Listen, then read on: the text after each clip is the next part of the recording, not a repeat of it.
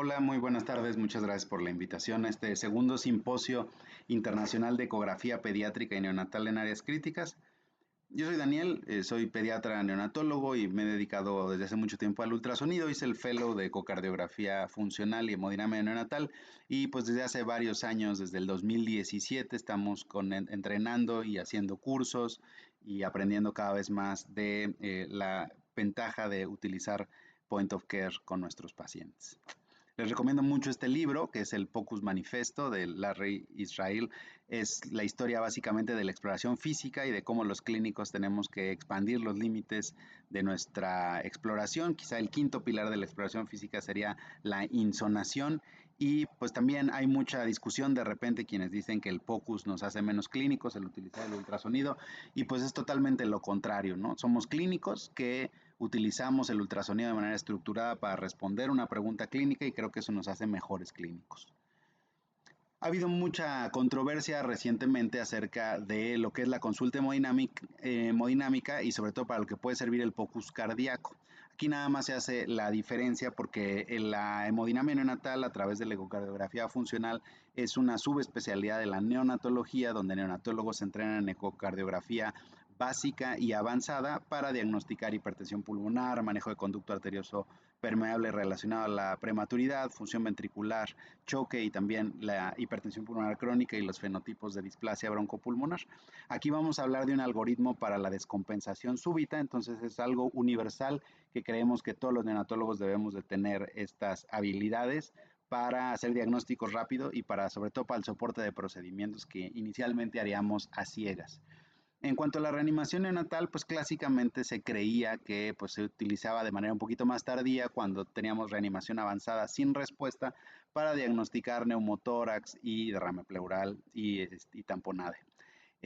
Sin embargo, con la creciente información y cada vez más clínicos utilizándolo, se puede utilizar en diferentes puntos del algoritmo de reanimación. Es el algoritmo reciente de reanimación neonatal y les espero poderles enseñar cómo nos puede ayudar para asistir la intubación, ver que el tubo está en su lugar, nos puede ayudar para ver si hay deslizamiento pleural cada vez que estamos ventilando, nos puede ayudar para ver el corazón y ver si hay contractilidad o asistolia y posteriormente ver si no hay complicaciones como neumotórax y tamponade.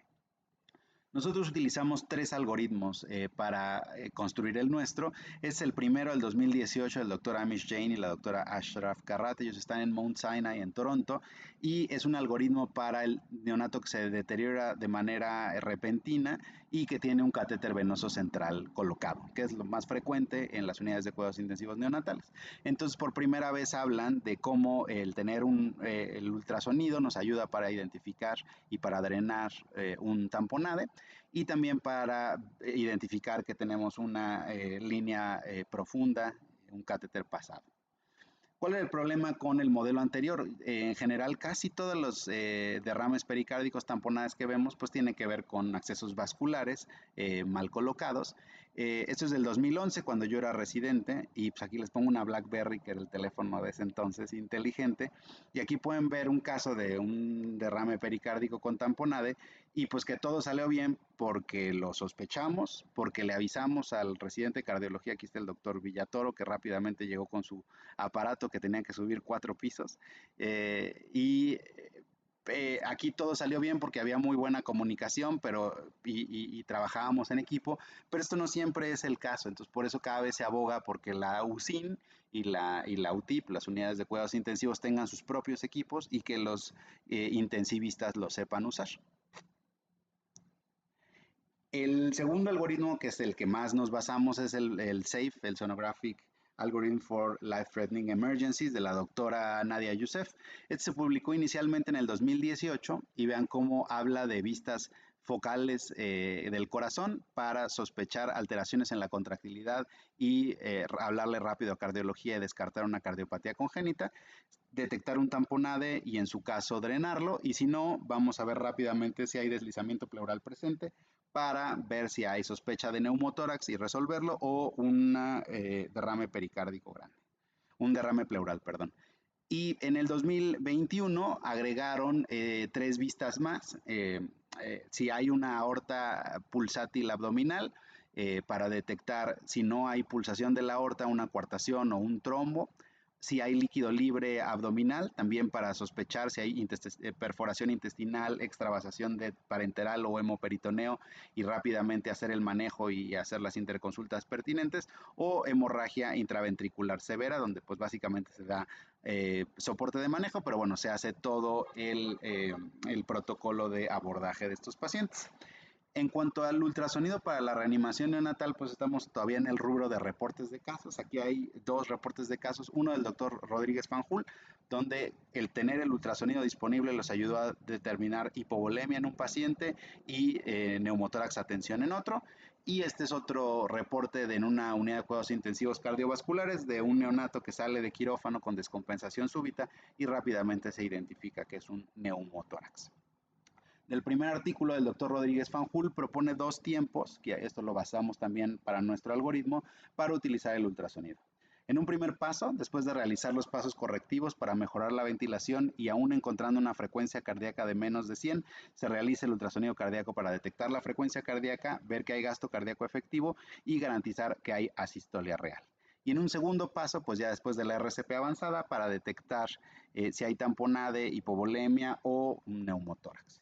Y también del mismo grupo del doctor Rodríguez Fanjul hicieron este estudio que fue el Delirious Study para utilizar el ultrasonido para detectar la frecuencia cardíaca en la reanimación neonatal y vean cómo el ver el corazón pues va de la mano con auscultar el corazón y es mucho más lento lo que nos da el electrocardiograma y la oximetría de pulso. Y esto también es importante porque recientemente se ha identificado la actividad eléctrica sin pulso como un ritmo importante a considerar. El uso del ultrasonido para la reanimación a mí es algo que siempre me ha entusiasmado mucho y la verdad cuando vi esto en la literatura de adultos me pareció increíble. En el entorno de urgencias, paro cardiorrespiratorio, ellos pueden utilizar el ecocardiograma transesofágico y vean cómo pueden obtener imágenes, 4 cámaras, eje largo, eje corto, bicabal y la aorta, y esto les ayuda a guiar las maniobras de reanimación. Tienen muy bien establecido cómo queda libre la zona de compresión y esto también es muy importante, tienen bien establecido qué imágenes tomar y guardarlas. Muchas veces en el rubro de la neonatología, cuando se llega a utilizar el ultrasonido para la reanimación, no quedan guardadas las imágenes. Cada vez menos porque siempre hay algún celular curioso grabando ahora, pero es muy importante hacerlo de manera estructurada y guardar siempre las mismas imágenes. Y cuando vi este video me pareció pues espectacular. Es un adulto mayor que están reanimando, pero vean cómo con las manos en la posición habitual, cada vez que daban compresiones, obstruían el tracto de salida del ventrículo izquierdo. Y únicamente moviendo las manos, guiados por ultrasonido, se pueden asegurar de que haya eyección efectiva. Entonces, me parece que esto es muy interesante en algún momento poderlo aplicar a nuestros neonatos. Y el considerar la actividad eléctrica sin pulso viene inicialmente de un estudio de modelos de asfixia, donde se utilizaron un modelo con cerditos y 43% de estos 54 cerditos que se esperaba que cayeran en asistolia, en vez de caer en asistolia, cayeron en actividad eléctrica sin pulso. Y de ahí han habido diferentes comunicaciones de actividad eléctrica sin pulso, como el ritmo identificado, y por eso, a pesar de que en el algoritmo de reanimación se recomienda el trazo electrocardiográfico, se recomienda también auscultar, porque en caso de tener un trazo electrocardiográfico pero no auscultar frecuencia cardíaca, podemos estar ante actividad eléctrica sin pulso. Y vean también cómo aquí se menciona el concepto de las H's y las T's que se deben de sospechar y resolver, sobre todo cuando no tenemos respuesta a la reanimación. Y nosotros, aunque es un algoritmo de ultrasonido, pues agregamos factores clínicos y de laboratorio a la cama del paciente, point of care blood gas analysis, que son las gasometrías. Si tenemos bien calibrado nuestro gasómetro, pues nos da muchísima información. En el caso de los neonatos es muy importante por la fisiología del calcio, como dependen del calcio extracelular, pues ver el calcio que estamos manejando y la glucosa. Inicialmente, las primeras semanas, el metabolismo del miocardio depende de glucosa, entonces un deterioro hemodinámico súbito puede ser una hipoglucemia profunda. Entonces, juntando el ultrasonido más los datos que nos da los laboratorios a la cama del paciente, vean cómo podemos descartar 7 H's y 2 T's. Y agregamos pues los pasos centrales de la estabilización del recién nacido, porque les digo, pues es un algoritmo de cómo el equipo de ultrasonido llega a apoyar al equipo principal tratante. Entonces este es el algoritmo, lo publicamos en el JOVI en el 2023 en el Journal of Visualized Experiments, aquí tienen el código QR, y demostramos el algoritmo ya sea con un equipo de alta gama como con un transductor lineal de bajo costo. Entonces, la causa principal, muchas veces de deterioro, pues es de deterioro respiratorio y muchas veces cuando vemos al neonato que rápidamente arrastran el carrito y hay mucha gente, lo están intubando. Entonces, el ultrasonido nos puede servir inicialmente para ayudarles a verificar la intubación y ver que hay adecuado deslizamiento pleural con la ventilación. En el rubro del paro cardíaco, pues el equipo principal tiene que estar reanimando de acuerdo con lo que nos dicta el ILCOR, y el equipo de ultrasonido pues es un equipo de apoyo. Nuevamente podemos ayudar a asegurar la adecuada ventilación y ver el corazón para ver si hay frecuencia cardíaca o hay asistolia o descartar actividad eléctrica sin pulso, y después de la reanimación avanzada pues descartar que no tengamos tamponade o neumotórax. El tercer escenario es inestabilidad hemodinámica, donde hay hipoperfusión, hipotensión y deterioro respiratorio, donde vamos a hacer dos vistas básicamente. Un subcostal eje largo, que es el que utilizamos en paro cardíaco para ver la frecuencia cardíaca o la asistolia, y agregamos un apical de 4 cámaras. Y los dos rubros que vamos a detectar es que tengamos alteraciones en la contractilidad y o el llenado ventricular, por un lado, o que tengamos alguna obstrucción al tracto de salida derecho o izquierdo. Y como ven, esto es para dar el manejo inicial apropiado, ya sea volumen, que generalmente no es lo más frecuente en neonatología, o un inotrópico, y rápidamente interconsultar, ya sea cardiología, hay que descartar siempre una cardiopatía congénita, o en los casos que tengamos ecocardiografía funcional por alguno de los neonatólogos para hacer el diagnóstico un poquito más fino. Y en caso de que tengamos únicamente síntomas respiratorios, pues vamos a ver si hay deslizamiento pleural para rápidamente detectar un neumotórax, o en el caso de que tengamos un derrame pleural grande. Entonces, con esto en nuestra valoración clínica, pues agregamos vistas, queda libre la zona de compresión, y esto lo podemos hacer ya sea con un equipo de alta gama o con un equipo portátil. Y bueno, pues hoy en día hay equipos portátiles que tienen dos cabezales, y entonces podríamos hacer el protocolo completo sin estorbar para las maniobras de reanimación. Y pues vean cómo con algunas vistas pues agregamos muchísima información a nuestra clínica, el trazo electrocardiográfico y el estetoscopio. Utilizamos, sobre todo en el escenario de colapso o de paro cardiorrespiratorio, el subcostal eje largo, porque vean cómo aquí tenemos una reanimación avanzada, podemos estar dando compresiones torácicas, podemos estar ventilando y podemos acceder de manera subcostal al corazón sin estorbar las compresiones. Como les decía, lo más frecuente pues, es la ayuda a la intubación. Aquí tenemos los dos lóbulos tiroideos, los vasos aquí que pulsan es carótida, y vean cómo tenemos una imagen de doble riel que nos da sombra posterior, se delinea el tubo endotraqueal con sombra posterior, y en este caso tenemos también una sonda orogástrica, ahí tenemos el esófago dilatado, el esófago normalmente lo vemos colapsado y también con sombra posterior. En el 70% de la población el esófago va a estar a la izquierda del paciente o a la derecha de la pantalla. Y vean cómo en el ultrasonido de gama alta pues, se ve mucho mejor, pero también un ultrasonido portátil es muy útil. Y aquí les pongo caso de un primer intento de intubación en un paciente que no tenía una sonda orogástrica, y vean cómo vemos la vía aérea, no vemos la imagen del tubo endotraqueal ni vemos la sombra posterior, incluso acá vemos aire y el artefacto A que se reproduce posterior, pero el esófago, que les digo, normalmente si no tiene sonda se tendría que ver colapsado, lo vemos distendido, y esto es el tubo endotraqueal en una intubación esofágica. Esto fue el intento inicial, les dijimos que estaba en el esófago y vean cómo posteriormente se corrige y se deja de manera correcta en la tráquea. Ahí está la intubación esofágica contra la intubación traqueal, y vean cómo normalmente el esófago por eso se ve colapsado, y como les digo, en el 70% de la población, un poquito más, se ve a la izquierda del paciente. Y la imagen del corazón, como les decía, va a ser un eje largo subcostal. Para esto normalmente vamos a requerir unos 6 centímetros a 8 centímetros de profundidad. Utilizamos un cacho de hígado como ventana acústica y vamos a ir de posterior a anterior. Tenemos que ver el corazón completo en la imagen. Y vamos a tener tres planos. El más posterior vamos a ver la llegada de la vena cava superior, la aurícula derecha y la aurícula izquierda. Cuando angulamos más hacia adelante vamos a ver la salida de la aorta, el ventrículo izquierdo y un poco del ventrículo derecho, y lo que está más pegado a la pared torácica, por eso esta imagen cuesta más trabajo tenerla más bonita, vamos a ver el ventrículo derecho y la pulmonar.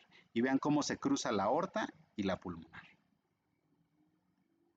Y aquí pues identificamos, ¿hay frecuencia cardíaca o no? se ve la contractilidad relativamente normal o se ve alteración en la contractilidad, vemos que no hay derrame pericárdico y vemos que se cruzan los grandes vasos. Vean, contrario, un tamponade con ausencia con asistolia y están dando además compresiones. También asistolia y están dando compresiones en ese momento. Y este es un paciente con actividad eléctrica sin pulso, el monitor marcaba 83 y al ver el corazón vean cómo no hay ninguna eyección efectiva.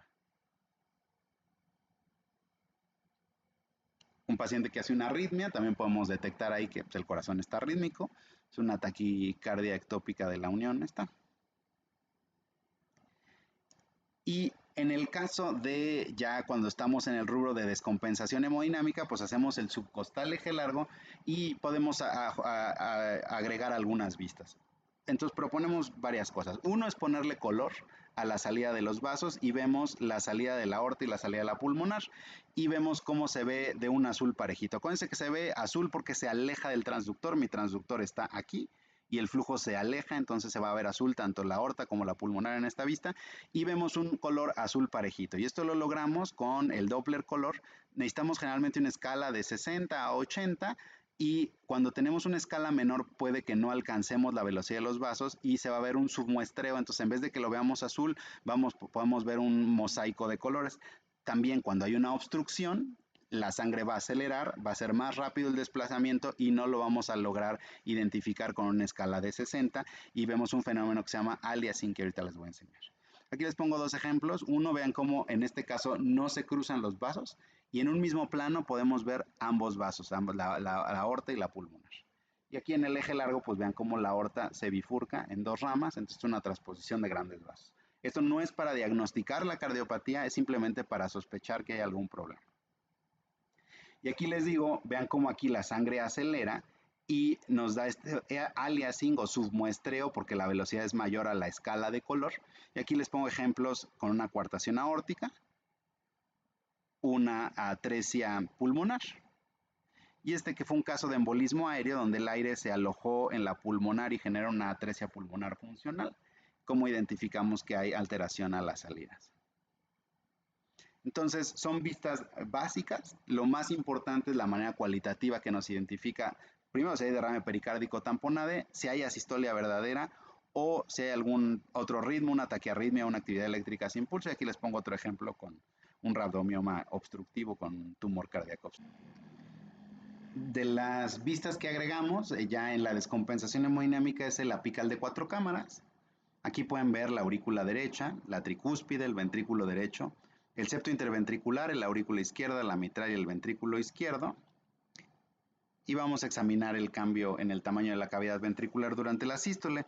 Si trazáramos el borde endocárdico en 4 cámaras y luego en 2 cámaras, pues es lo que se reporta como fracción de expulsión del ventrículo izquierdo por Simpson.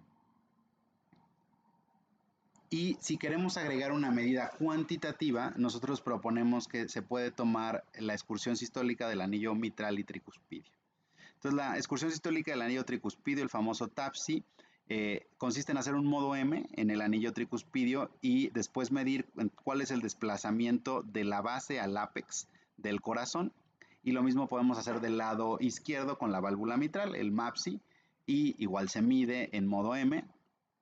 Y para esto el laboratorio del doctor Kostenberger pues, hace valores normativos y está establecido los valores normales para el MAPSI, tanto por edad gestacional como por peso. Y lo mismo en el 2011 ya habían publicado los valores normativos para el TAPSI, también por edad gestacional y por peso. Entonces esto únicamente nos da un valor más para poder decir que hay una alteración en la contractilidad.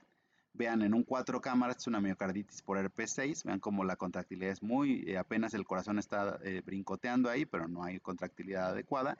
Igual si hiciéramos el TAPSI o el MAPSI, pues veríamos números disminuidos.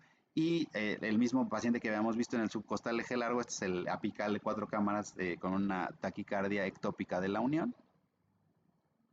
Identifiquen aquí en este 4 cámaras una alteración en el llenado ventricular, pero sin embargo la contractilidad es normal, incluso hiperdinámica en un caso séptico, O aquí tenemos un corazón con volumen insuficiente, pero la contractilidad es totalmente anormal. Fue un caso de embolismo aéreo que vimos hace rato.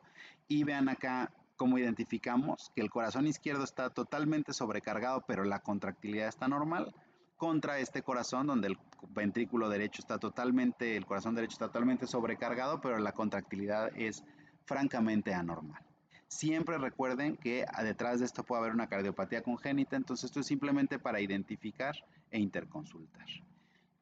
Pero pues en los casos de una emergencia como un derrame pericárdico con fisiología de tamponade, recuerden que no es lo mismo el derrame pericárdico que tener un tamponade. Sin embargo, pues cuando clínicamente el paciente está descompensado, ¿no? Pues es muy sencillo identificar que el problema pues es el derrame pericárdico que genera un tamponade. Aquí sería una 4 cámaras, vean cómo está totalmente rodeado de líquido y hay colapso sistólico de la aurícula derecha y colapso diastólico del ventrículo derecho. Igual, es un apical de 4 cámaras, un paciente que tuvo una enterocolitis muy severa. Inicialmente lo agarramos también en actividad eléctrica sin pulso, a pesar de que tenía más de 60 en el monitor, no había contractilidad efectiva. Se iniciaron las compresiones torácicas y vean cómo posteriormente nos ayuda en un corazón que está totalmente depletado de volumen, guiar un poquito la reanimación hídrica con estas vistas de 4 cámaras. Ahora, si no tenemos más que la sonda lineal portátil, también podemos hacer la valoración del corazoncito y para eso utilizamos un eje largo parasternal. Aquí la escotadura va a estar viendo hacia la rodilla izquierda.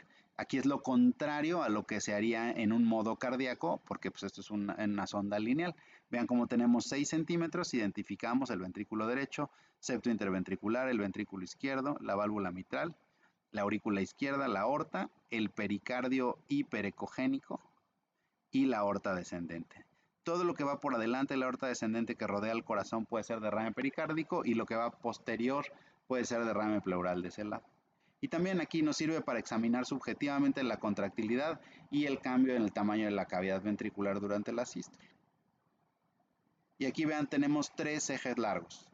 Díganme cuál es el cardiópata, cuál está en asistolia y cuál está arrítmico.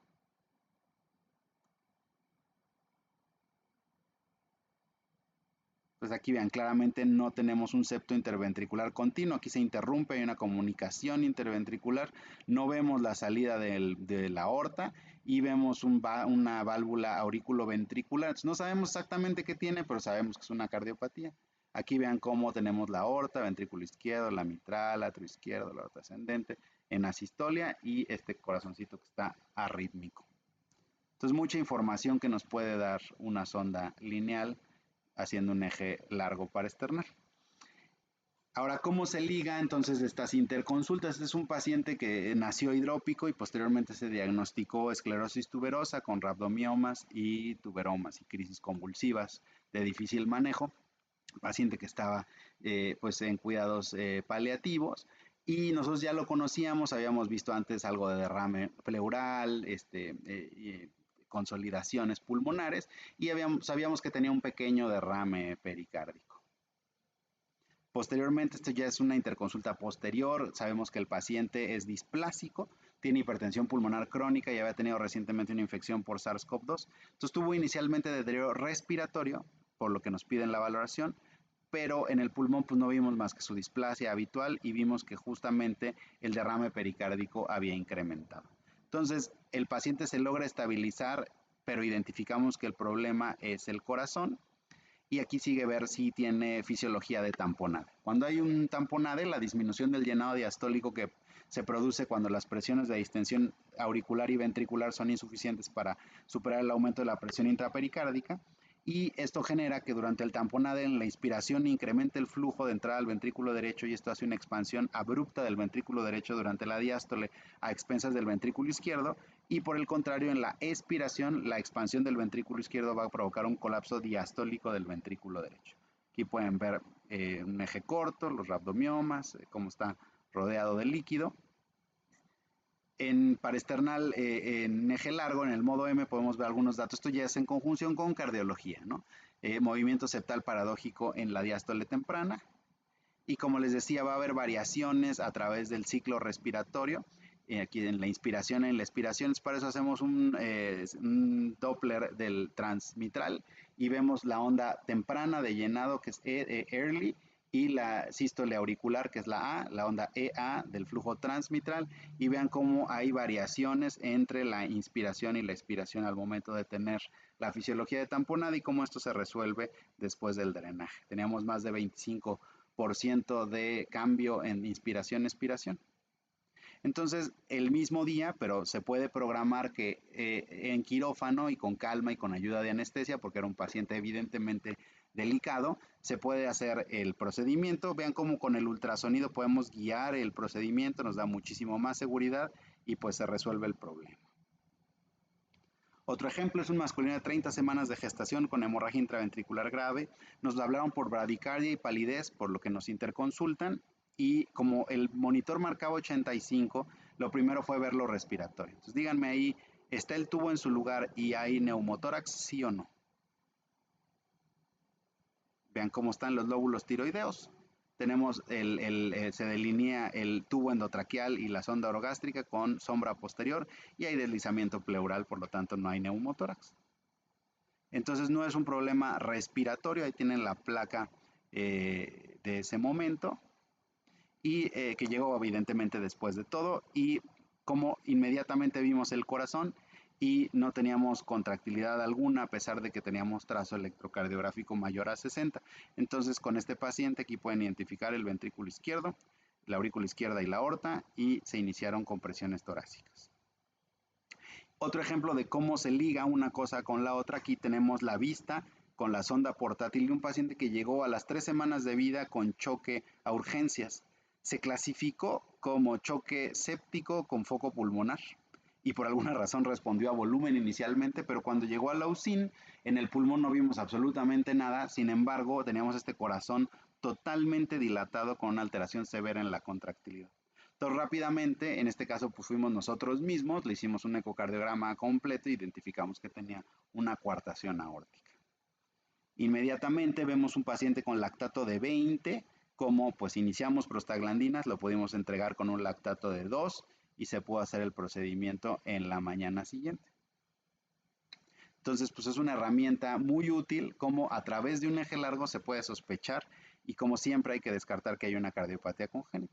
Y esto pues ya es ecocardiografía más avanzada. Les digo, una cosa no está peleada con la otra, es un puente en la atención del paciente. Y aquí hay otro ejemplo en un eje largo, por lo que les decía, en la aorta descendente, lo que va por adelante de la aorta descendente rodea al corazón, pues es derrame pericárdico, y aquí les enseño un ejemplo de un derrame de parenteral. Otro ejemplo, este es un recién nacido de 33 semanas de gestación, 6 días de vida, que nos hablaron porque había tenido una descompensación respiratoria también.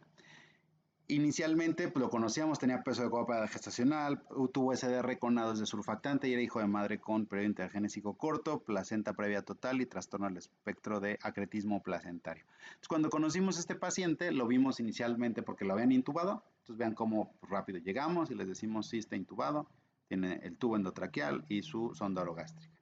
Vean también cómo les hemos mostrado imágenes con diferentes equipos. Ahí están los lóbulos tiroideos y el tubo endotraqueal y la sonda orogástrica. Y en ese caso, ya vieron el tema con la doctora Ale Sánchez, pues vimos para ver necesidad de surfactante y pues tenemos un pulmón totalmente blanco, con líneas B que coalescen y nos dan la imagen blanco, en patrón en vidrio despulido, y pues nos dio una escala semicuantitativa de 11 que implica que es necesario darle surfactante. Entonces vean, es la primera vez que habíamos visto a este paciente que tenía pulmón blanco. Y en ese momento, este era el eje largo de ese paciente. Entonces podemos ver cómo hay una contractilidad muy correcta, ¿no? O sea, hay una contractilidad adecuada, el tubo endotraqueal está en su lugar y hicimos el ultrasonido pulmonar con escala semicuantitativa de 11, indicativa de necesidad de surfactante. Ahí tenemos las anotaciones anatómicas. Y como les digo, nos llamaron por deterioro, tenía palidez, llenado capilar en 3 segundos y la frecuencia cardíaca estaba en 202. Posteriormente presentó datos de choque y recibió por parte del equipo cargas de solución fisiológica. Entonces, cuando nosotros lo vemos, se le hacen un protocolo safe en ese momento y vean cómo ahora tenemos una alteración muy importante de la contractilidad. Perdón, este paciente, vean cómo le habían puesto primero dopamina y luego le habían puesto norepinefrina. Entonces, después viene la valoración por safe. Evaluamos las imágenes a distancia, yo les digo, pues hay un problema de contractilidad muy importante, esto ya era hacia la tarde-noche, lo podía valorar cardiología y efectivamente cardiología corroboró que había disfunción ventricular. Vean cómo el pulmón que antes estaba blanco, pues ahora está bien ventilado, entonces no era una cuestión pulmonar. Incluso había áreas donde nos daba algo de impresión de sobredistensión. Entonces, un paciente con choque frío y se había identificado a través de un SAFE una alteración de la contractilidad. Otras vistas de otros protocolos, como lo que les había mostrado, de ver que la aorta abdominal esté pulsátil, y aquí les pongo la comparación del eje largo del paciente al momento que lo valoramos por surfactante con contractilidad normal contra cómo lo encontramos cuando tuvo el deterioro. Y esto ya posteriormente, al día siguiente, ya como ecocardiografía funcional, pues hacemos ya una valoración más completa. Aquí podemos ver lo que veríamos en un 4 cámaras y lo que veríamos en un eje largo y los cortes que les había enseñado, el subcostal eje largo, la primera vista de la cava y los dos atrios, podemos ver la cava y los dos atrios. Podemos ver la salida de la aorta y aquí ya podemos darnos cuenta en el subcostal eje largo que pues sí se ve algo de alteración en la contractilidad, no hay obstrucción a la salida de la aorta.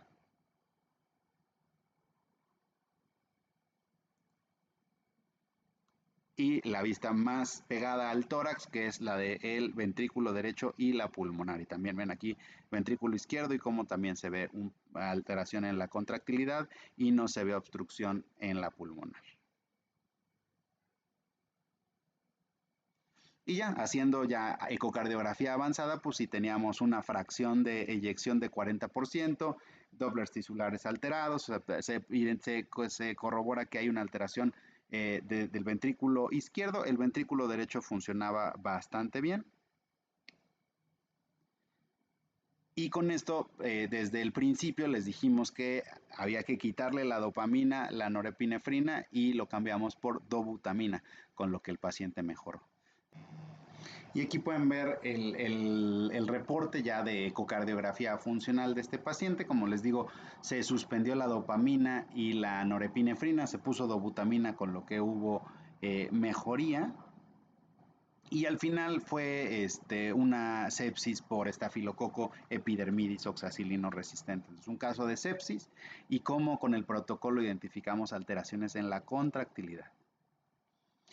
Este es un masculino de 38 semanas con síndrome de Down que tenía un conducto arterioso y una CIB que se decidió por parte de cardiología que había que hacer cierre del conducto, cerclaje la pulmonar y cuando regresa de quirófano llega en paro y bueno, cómo se utiliza el ultrasonido para asistir las maniobras de reanimación, como se ven ahí las contracciones, las compresiones torácicas, perdón, el tubo está en su lugar y cada vez que ventilamos tenemos artefactos del lado derecho y del lado izquierdo, por lo tanto no hay un neumotórax.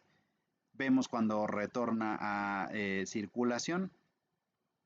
Y algo que encontramos, esto lo medimos con los pacientes del Hospital Infantil de México Federico Gómez, es que la placa correspondiente estaba registrada en el sistema con una media y rangos intercuartílicos de 58 y de 27 a 97 minutos después de que teníamos los datos del ultrasonido. Entonces el ultrasonido pues muchísimo más rápido.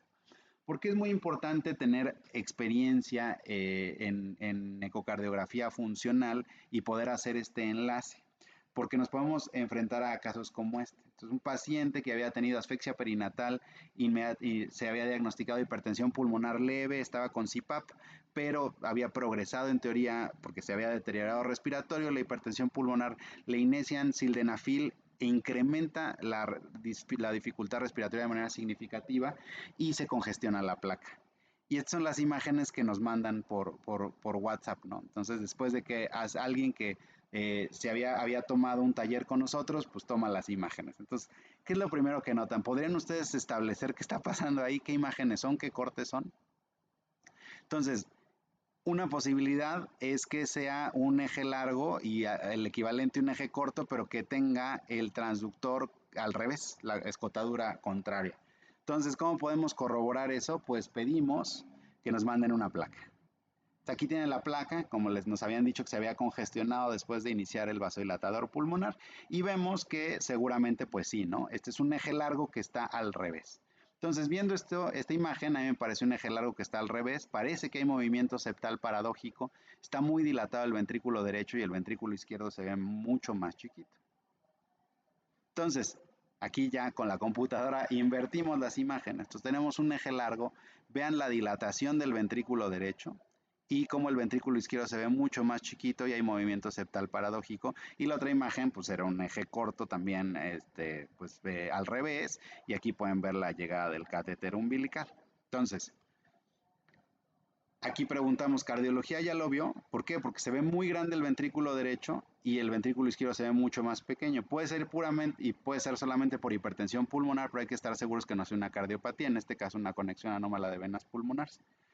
Este bebé ya lo había visto inicialmente cardiología pegadito al nacimiento por la cuestión de la asfixia perinatal y les habían reportado un cortocircuito por el foramen de derecha a izquierda y esto siempre es una bandera roja. Pues justamente esto es causa que requiera revaloración y pues sí, el bebé tenía una conexión anómala de venas pulmonares. Entonces, por eso es muy importante que tengamos la capacidad de reconocer estos escenarios y poder pues actuar y que no se pase una cardiopatía congénita cuando el tratamiento es totalmente distinto. Entonces, ya pasamos al deterioro respiratorio, también esto ya lo vieron mucho con la doctora Alejandra Sánchez. Pues aquí tenemos una costilla, otra costilla, otra costilla, los espacios intercostales, la línea pleural hiperecogénica, que aquí está tanto la pleura parietal como la visceral, que se mueve en vaivén.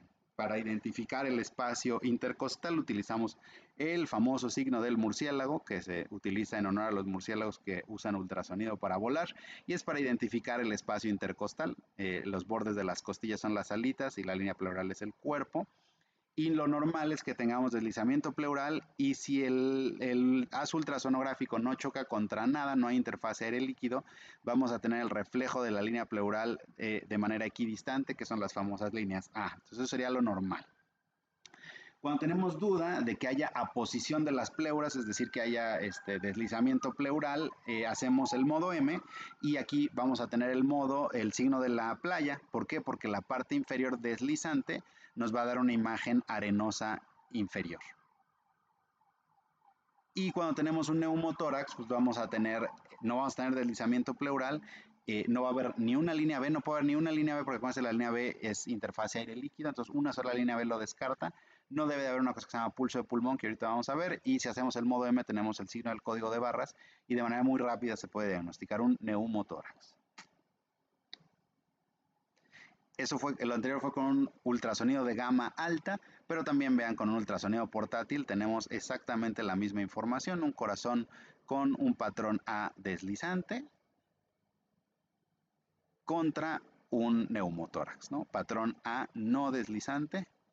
Y los neonatos tienen la ventaja de que casi siempre tienen artefactos. Los neonatos tienen líneas B. Entonces, casi siempre diagnosticamos ya cuando tenemos un poquito de más experiencia el neumotórax, no tanto por la ausencia de deslizamiento pleural, sino porque no identificamos inicialmente ninguna línea B y posteriormente vemos el modo M para ver si tenemos código de barras. Entonces, neonato que se descompensa en la UCIN, rápidamente identificamos que tiene un neumotórax y se hace el procedimiento inicialmente un minisello. ¿Por qué es tan fácil como les digo en los neonatos? Vean, este es un prematuro de 27 semanas, pues lo habíamos visto por SDR severo, que no había mejorado a pesar de 2 dosis de surfactante, entonces si el día anterior lo habíamos visto estaba así, cuando ponemos el transductor en segundos sabemos que tiene un neumotórax y vean cómo regresan los artefactos después de ponerle el sello pleural. Ahora, siempre identifiquen el signo del murciélago. ¿Por qué? Es un paciente posquirúrgico de plicatura diafragmática, entonces tiene enfisema subcutáneo. Si yo pongo el transductor aquí, este aire que está aquí me va a dar artefacto A y se podría llegar a confundir con un neumotórax, entonces siempre hay que ver que esté debajo del signo del murciélago. Ahora, nosotros agregamos la vista del timo porque nos da mucha información. Este es el timo en eje largo y el timo en eje corto. Aquí pueden ver el timo, la vena cava superior y en eje corto, que es la vista que más utilizamos, con la escotadura viendo hacia la derecha del paciente, vamos a identificar la vena cava superior, que a veces se ve redonda o a veces se ve como una coma, la aorta que se ve redondita y la pulmonar que va a tener dos ramas, la pulmonar derecha y la pulmonar izquierda. Lo utilizamos principalmente en este algoritmo porque es altamente sensible el que en vez de que veamos el timo y los grandes vasos veamos puras líneas A cuando tenemos un neumotórax anterior. Entonces es una de las vistas transversales que utilizamos. Y aquí les pongo un ejemplo. Un paciente, 38 semanas femenino con una infección muy grave por SARS-CoV-2. Vean cómo incluso en la placa anteroposterior no queda muy claro, pero pues en la lateral aquí se ve. Y donde deberíamos de tener el timo, tenemos pues puras líneas A. También ya vieron con la doctora Ale que no hay que confundir el timo con una consolidación. O vean este otro caso, tenemos aquí el timo y en vez de identificar los tres vasos, vemos un vaso grandote que se bifurca acá. Pues no sabemos qué tiene, pero no es normal, es un tronco arterioso. Y también el timo nos ayuda mucho para ver fugas aéreas y nos ayuda a diagnosticar cuando hay neumomediastino. Aquí les pongo un código QR de un trabajo que presentamos recientemente en el Congreso Nacional de Neonato de lo que encontramos por ultrasonido pulmonar cuando hay un neumomediastino. Entonces vean aquí el timo en eje largo, en vez de ver el borde no ecogénico, vemos todas estas líneas acá que son aire en el timo y esto nos da una cosa que se llama el signo de la escalera. Un paciente de 36 semanas de gestación, madre con hipertensión gestacional, cesárea, y había tenido tinción leve a moderada de meconio y le habían dado 2 ciclos de PPI. Inicialmente pues fuimos a ver si había datos de aspiración de meconio, pero pues no, más bien lo que encontramos fue aire en el timo y vean la placa, cómo se ven las alas de ángel o el signo del velero. Se ve una cosa que se llama punto pulmonar fijo, que es un punto pulmonar paraesternal chiquito que no se modifica en el ciclo respiratorio y el signo de la escalera. Entonces con esto diagnosticamos un neumomediastino. Entonces también por eso agregamos el timo a esta vista, pero bueno, para fines de este algoritmo es sobre todo para diagnosticar neumotórax. Ahora, ¿qué es esto de pulso de pulmón? El pulso de pulmón puede ser la fase inicial antes de que el pulmón se colapse cuando hay intubación del bronquio contralateral. Entonces vean aquí, vemos cómo no hay deslizamiento pleural, pero vemos cómo se transmiten las pulsaciones del corazón. En este caso, pues era un tubo endotraqueal muy profundo. Para poder ver la profundidad del tubo endotraqueal se puede utilizar esta vista, pero para eso necesitan hacer ecocardiografía y tener la vista del arco aórtico. Entonces aquí tienen el arco aórtico, la pulmonar derecha, y normalmente la punta del tubo endotraqueal debe estar de 1 a 2 centímetros alejado del arco aórtico.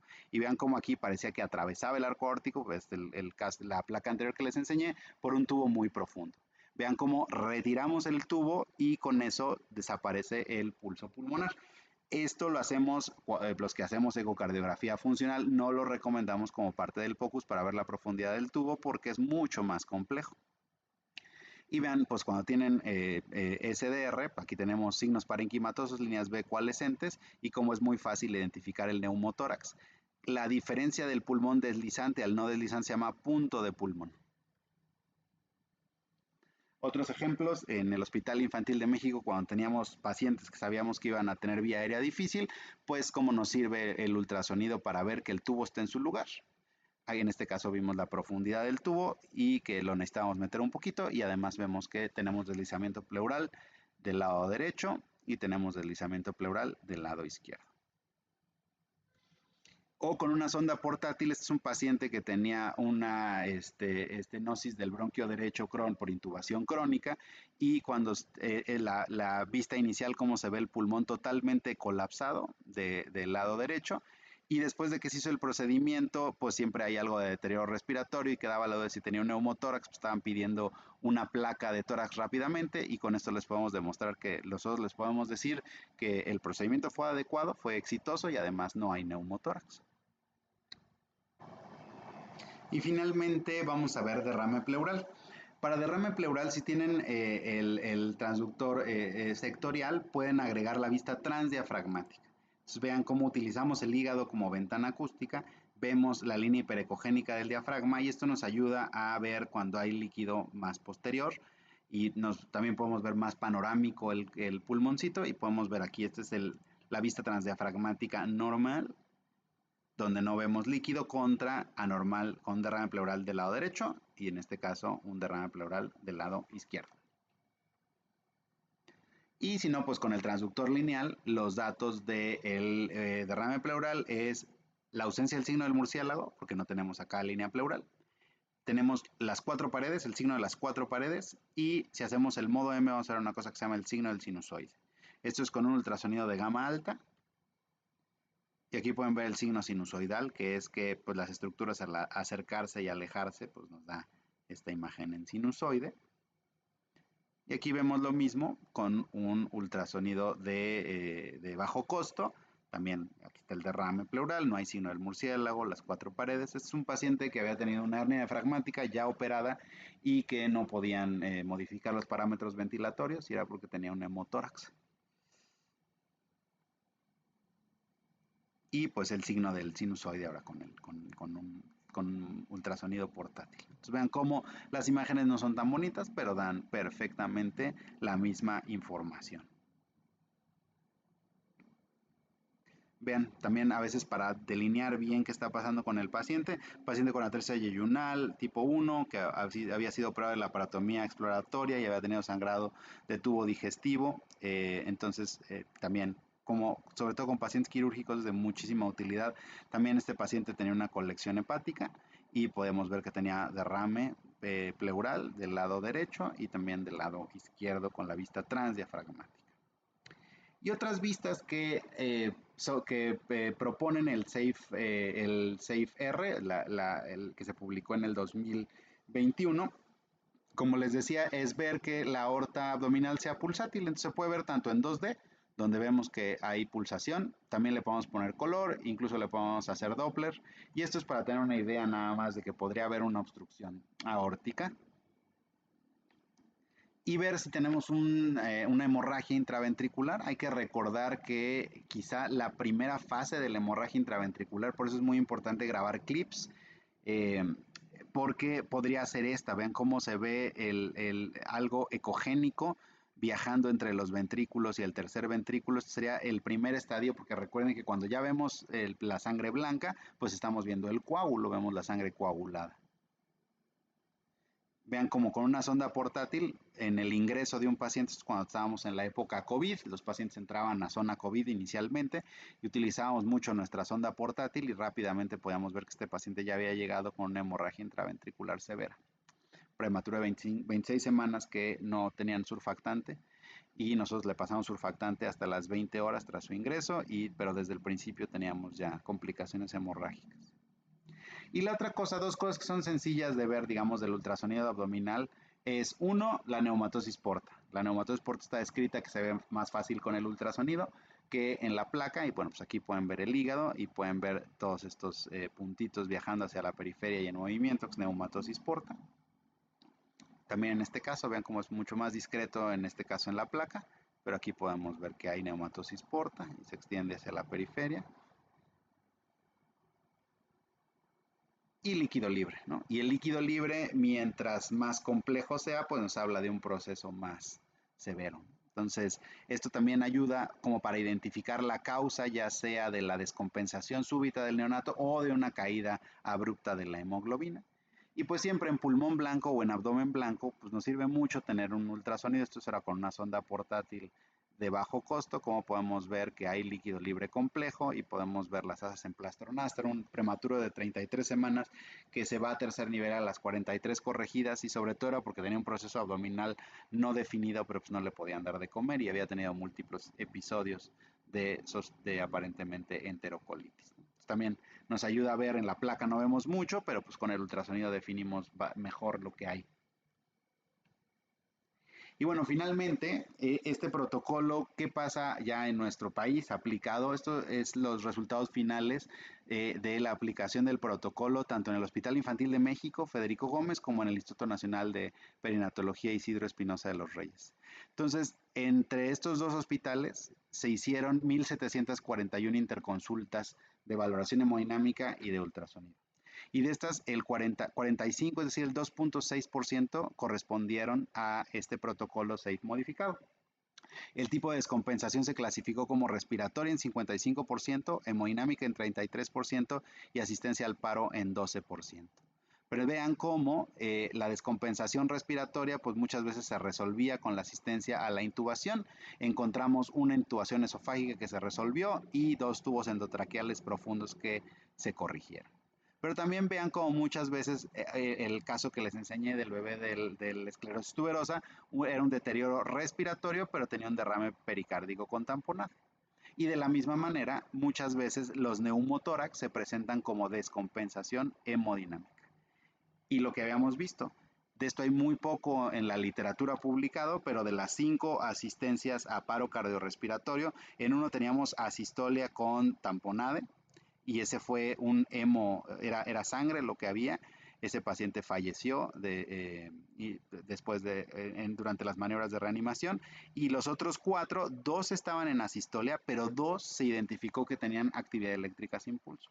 El protocolo, pues inicialmente lo hacía solo yo, pero después podemos entrenar a los residentes y cuando sucedía, mientras había el experto y los residentes se hacían supervisados en un 36%, pero lo que es muy importante es que en 6 pacientes, el 13%, que incluyó resolución de 3 neumotórax de atención y 2 drenajes de tamponade, fue el residente de guardia quien lo pudo resolver, que ya había sido entrenado en este protocolo.